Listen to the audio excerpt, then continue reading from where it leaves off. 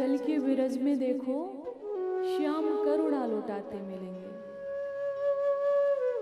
अगर यहाँ के प्रयागराज के सभी भक्त हैं तो मैं निवेदन करना चाहूंगी कि एक बार हमारे व्रज में आइए। प्रेम नगरी है, ऐसा प्रेम बरस रहा है। आप वृंदावन में जो मांगने के लिए जाएंगे वो आपको मिलेगा। भगवान से अगर आप भगवान को मांगेंगे तो भगवान मिल जाएंगे, और कुछ और मांगेंगे तो वो मिल जाएगा, क्योंकि भगवान सब कुछ देने वाले हैं। दिव्यम भौमम चांत्रक्षम वित्तम अच्युत निर्मितम, जो कुछ है हम सबके पास, चाहे वो दिशाओं में हो, इस धरती पे हो, अंबर में हो, वो सबको सब कुछ देने वाले भगवान हैं। एक राजस्थान का भक्त श्री धाम वृंदावन में आया करीब 60 से 70 वर्ष पूर्व, और हम सभी जानते हैं कि वृंदावन, वो राजस्थान की जो धरती है, वीर और वीरांगनाओं के लिए जानी जाती है, लेकिन साथ में वहां पर बड़े अद्भुत भक्त हुए हैं। मीरा जी जैसे भक्त हुए हैं। तो राजस्थान की धरती से एक हमारे ब्रज में 14-15 वर्ष का बालक आया। बिहारी जी का दर्शन किया और दर्शन करके ऐसा मोहित हो गया उस छवि पर कि अभी तो मैंने प्रतिमा को देखा है, लेकिन अब साक्षात बिहारी का दर्शन करूंगा। वहां अन्य संतों ने समझाया कि कुछ जिस गली में निकलता, जिस ओर निकलता, एक ही बात कि मुझे बिहारी जी का साक्षात दर्शन करना है। अभी तो मैंने उनको देखा है जिनको हरिदास ने प्रकट किया है, वो मेरे सामने साक्षात प्रकट होंगे, हमें उस छवि का दर्शन करना है। तो सभी ने समझाया कि ये दर्शन सबके लिए सुलभ नहीं है। बड़े बड़े योगी जन होते हैं, कंदराओं में रहकर तपस्या करके उनका हृदय पावन हो जाता है, उन्हें भी भगवान की एक झलक नहीं मिलती है। तो तुम्हारे लिए क्या संभव है? बोला नहीं, मुझे भजन करना है, तप करना है, और जब तक बिहारी जी हमें दर्शन नहीं देंगे जलपान भी नहीं करूंगा। और ऐसा हट करके हमारे श्री धाम वृंदावन में परिक्रमा लगता है, तो परिक्रमा मार्ग में एक वृक्ष के नीचे बैठ गया 14-15 साल का बालक। ध्यान करता रहा, ना जलपान किया ना भोजन किया, और लगभग 1 महीना होने जा रहा था। तो उसी के परिवार के कोई गुरु थे। तो जब उस बालक के परिवार को पता चला तो उन्होंने कहा कि गुरुजी, हम लोगों के कहने से तो वो मानेगा नहीं, आप ऐसा करिए, आप ही समझाइए, छोटा बालक है, ये क्या तप कर लेगा, क्या भगवान को प्रसन्न कर लेगा, आप इसको समझाइए। तो वो उस बालक के पास जाते हैं। मोक्षदा एकादशी से 1 दिन पहले की बात है, और कहा कि देखो बेटा, 1 महीना होने जा रहा है, अभी तक देखो भगवान का दर्शन हुआ? बोला नहीं हुआ। तो ऐसा करो, दर्शन होगा भी नहीं, ऐसे ही भजन किया जाता है। भगवान की जब अहेतु की कृपा होती है तब किसी किसी को दर्शन होता है। तो ऐसे भजन करो, माला करो, परिक्रमा करो, वृंदावन का वास करो, भगवान का नाम लो, संत वेश में रहो, लेकिन ये हट ठीक नहीं है, बीमार हो जाओगे। उसने कहा गुरुजी कुछ भी हो, जब तक दर्शन नहीं होगा तब तक हम जलपान भी नहीं करेंगे। और इतनी हट करके अगर भक्त बैठ जाए तो भगवान क्या सोते रहेंगे? ऐसा तो हो ही नहीं सकता, इतिहास में कभी हुआ ही नहीं है कि अगर हम ये संकल्प कर लें कि हमें ईश्वर का दर्शन करना है और भगवान से बोले कि तुमको कैसे दर्शन देना है, मैं अवगुड़ी हूं, पापी हूं, अधर्मी हूं, जैसा भी हूं, आपका हूं। हमारे बस में नहीं है कि हम मन को निर्मल कर लें, इस मन को निर्मल आप ही कर सकते हो। तो मुझे अपने काबिल बना लो, मैं आपके काबिल नहीं बन सकता, लेकिन मुझे अपने काबिल बना लो। अगर भक्त ये प्रार्थना करता है तो भगवान कहीं ना कहीं उसे दर्शन देते हैं, उसको अपनाते हैं। जब गुरुजी ने ज्यादा हट किया तो उस बालक ने कहा कि ठीक है गुरुजी, कल एकादशी है, तो कल के दिन मैं जलपान कर लूंगा अगर आपकी आज्ञा है, ऐसा कहा। तो उन्होंने कहा ठीक है, 1 महीने से बैठा है, 1 दिन की बात है, कल इसको जलपान करा देंगे। वापस चले जाते हैं और वो बालक भगवान के ध्यान में बैठा है कि एक झलक प्रभु की मिल जाए, एक झलक मिल जाए। कैसा प्यार होगा उस बालक का। सवेरे की ब्रह्म मुहूर्त का समय था। हमारे श्री धाम वृंदावन के जो बड़े बड़े संत थे, जो भगवान के लिए ही जिन्होंने जीवन दिया था,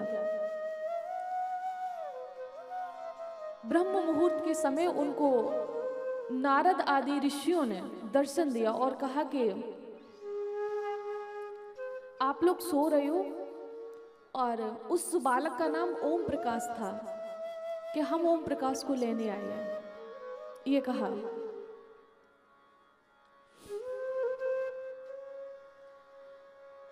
तो जैसे ही उन लोगों की आंख खुली तो हड़बड़ा के सभी, सबको पता था, पूरे वृंदावन में हल्ला हो गया था कि 14-15 साल का बालक राजस्थान की धरा से आकर भगवान के ध्यान में बैठा है। तो सभी संत वहां चल के जाते हैं, और जब चल के गए हैं तो देखा कि ओम प्रकाश का तन तो था, लेकिन मन को, अपनी आत्मा को परमात्मा में लीन कर चुके थे। मोक्षदा एकादशी के दिन उन्होंने अपने शरीर का त्याग कर दिया। अब सांसारिक दृष्टि में तो हमें ये लगता है कि वो मृत्यु को प्राप्त हो गए, अगर सांसारिक दृष्टि से देखा जाए। लेकिन आप महापुरुषों से पूछो, आप मेरे मन से पूछो, तो वो मृत्यु को प्राप्त नहीं हुए, वो भगवान को प्राप्त हुए। ये होता है हठ योग। जब मैं बहुत छोटी थी तो मेरे ताऊजी मुझे बोला करते थे, काफी भक्ति पूजा करने वाले थे, बोला करते थे कि मुझे बचपन से ही बहुत प्रेम था पुराणों को पढ़ने का, कल्याण पढ़ने का। मैं बहुत छोटी थी तब से। तो ताऊजी मुझे कहते थे कि आर्या, 8 दिन तक भोजन न करो तो भगवान मिल जाएंगे, ये कहते थे। लेकिन मैंने कभी 8 दिन भोजन छोड़ा नहीं।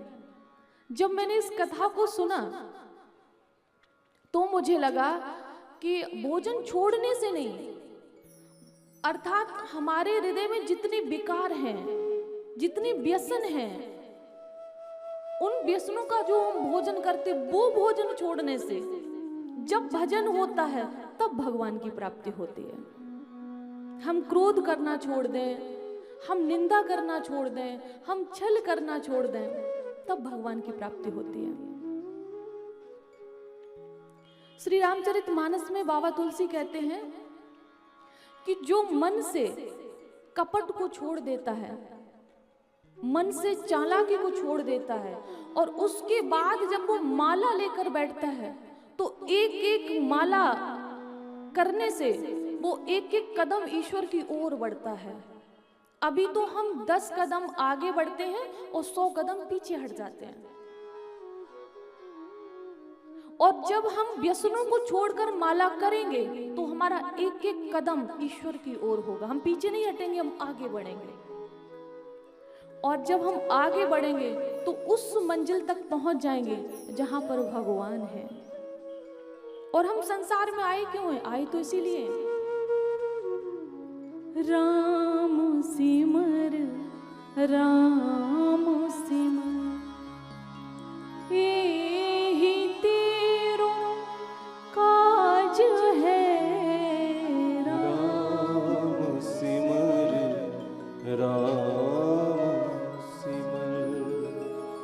एहि तेरो काज है।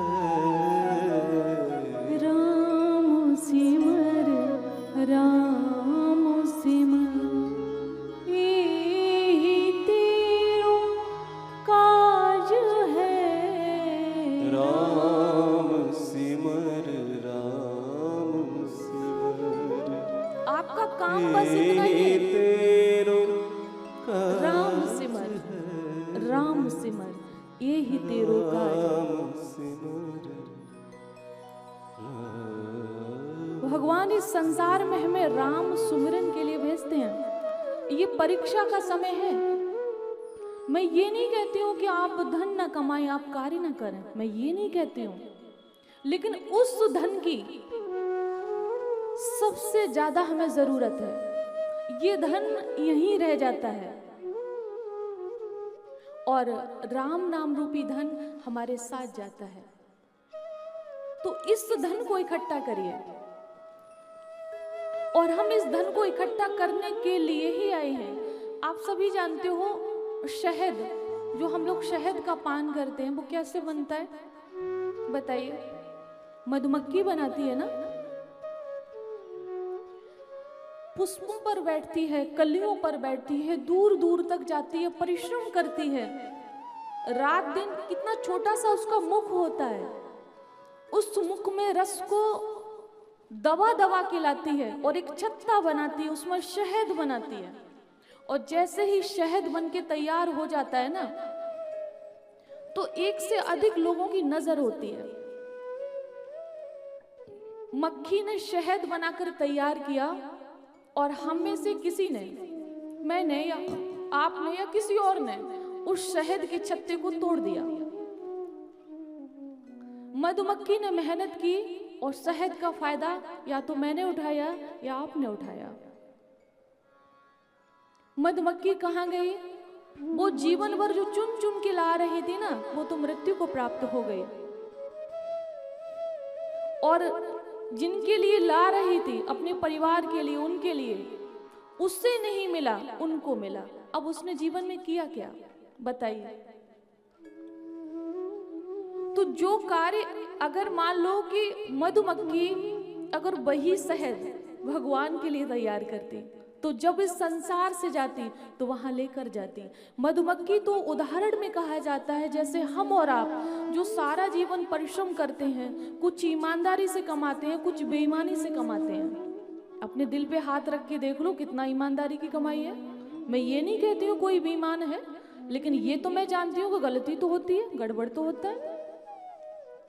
तो हम गलती करते हैं परिवार के लिए, गलती करते हैं जिनके लिए हम खर्च करना चाहते हैं उनके लिए, तो उनके पोषण के लिए हमसे अपराध बनता है, तो वो अपराध हमारे साथ जाता, परिणाम में हमें नरक मिलता है, हम अधोगति को प्राप्त हो जाते हैं। तो हमें क्या करना है? राम नाम रूपी धन एकत्रित करना है।